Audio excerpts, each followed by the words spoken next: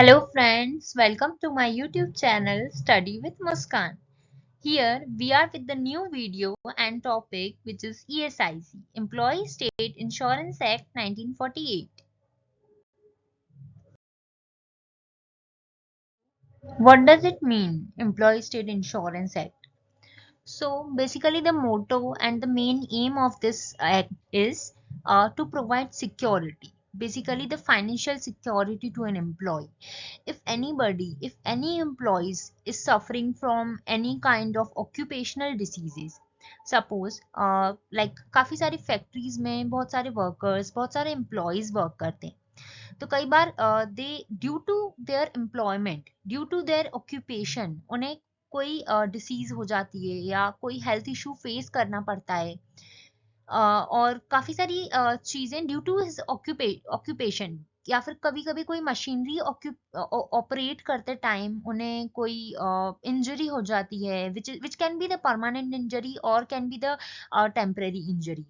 सो ये सारी चीजें जो जो भी चीजें हमें ऑक्यूपेशन अपने हमारे ऑक्यूपेशन की वजह से हमारे एम्प्लॉयमेंट की वजह से फेस करनी पड़ती है। समटाइम्स कई बार एम्प्लॉय को डेथ भी फेस करनी पड़ जाती है।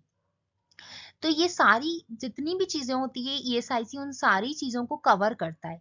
जैसे अब इसमें मैटरनिटी लीव भी कवर होती है, जो अगर कोई फीमेल एम्प्लॉय प्रेग्नेंट है या ये सारी चीजें भी ईएसआईसी कवर अप करता है। तो एम्प्लॉय स्टेट इंश्योरेंस एक्ट का मेन मोटो ही यही है कि किसी भी एम्प्लॉय को कोई भी डिसीज या कोई भी हार्म हो रहा है उसकी हेल्थ को ड्यू टू हिज और हर ऑक्यूपेशन, तो ये सारी चीजें ईएसआईसी के अंडर कवर होंगी। Employ state insurance act as it mean like उसके नेम में ही अगर हम देखें तो ये इंश्योरेंस एक्ट है। एम्प्लॉयज और वर्कर्स को इंश्योरेंस प्रोवाइड करता है, फाइनेंशियल सिक्योरिटी प्रोवाइड करेगा। And if I talk about its history, तो ये स्कीम जो है वो this scheme was inaugurated by mister Pandit Jawaharlal Nehru in the year 1952। And 24th of February ESIC day भी हम सेलिब्रेट करते हैं, और it is the first social security act for workers and employees. तो ये एक्ट जो है स्टेब्लिश्ड 1948 में हुआ था, बट हमारे प्राइम मिनिस्टर के थ्रू इनॉग्रेट ये 1952 में हुआ। या एज आई ऑलरेडी मेंशन कि ये एक्ट फाइनेंशियल सिक्योरिटी प्रोवाइड करता है। कोई भी एम्प्लॉय या worker due to his employment injury, employment की वजह से अगर कोई इंजरी हो रही है, लाइक काफ़ी फैक्ट्रीज में जो है पॉल्यूशन होता है, तो लंग्स में या किडनी में इन्फेक्शन हो जाता है, या anything, it could be anything like injury, machine operate करते टाइम कुछ चोट लग रही है, इंजरी हो रही है, या कोई भी चीज़ हो रही है, तो उससे फाइनेंशियली स्ट्रेस ना हो एम्प्लॉय को। इसलिए ईएसआईसी एक्ट को बनाया गया ताकि एम्प्लॉय अपना इलाज, अपना ट्रीटमेंट टाइम पे, सही टाइम पे और लाइक बिना फाइनेंशियल स्ट्रेस लिए करा सके। तो इसका मेन एम यही है।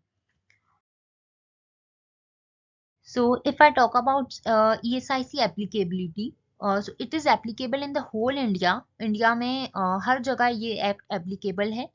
प्लस ये हर उस जगह पे एप्लीकेबल है जहां 10 या 10 से ज्यादा लोग वर्क कर रहे हों।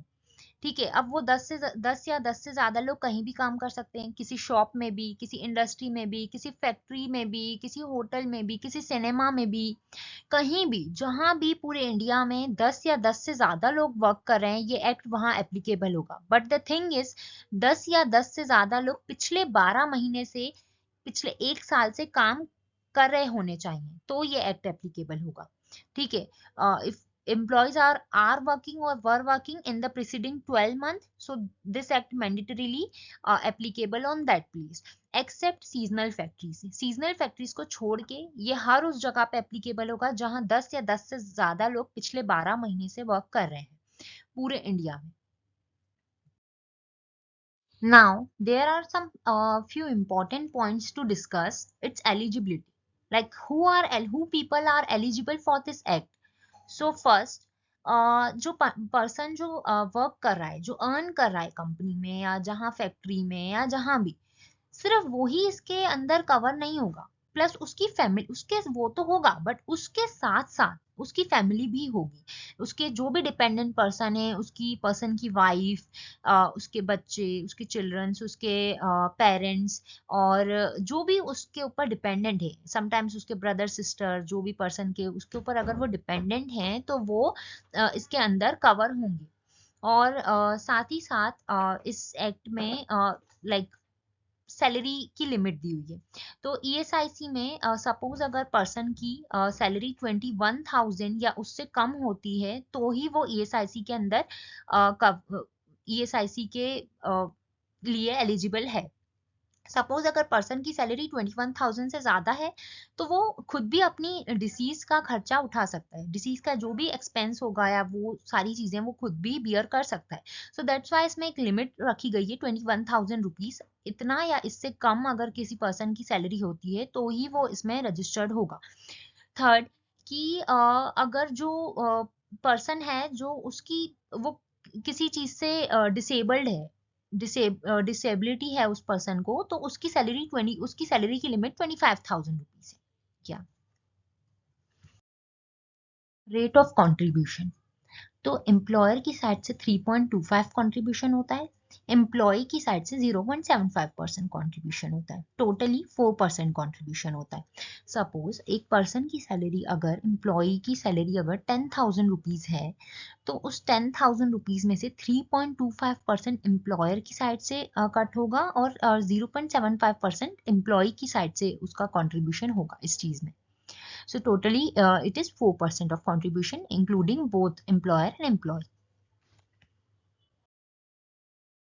So, Employee State Insurance Corporation is one of the main statutory social security bodies under the ownership of Ministry of Labor and Employment. Thank you guys for watching my video.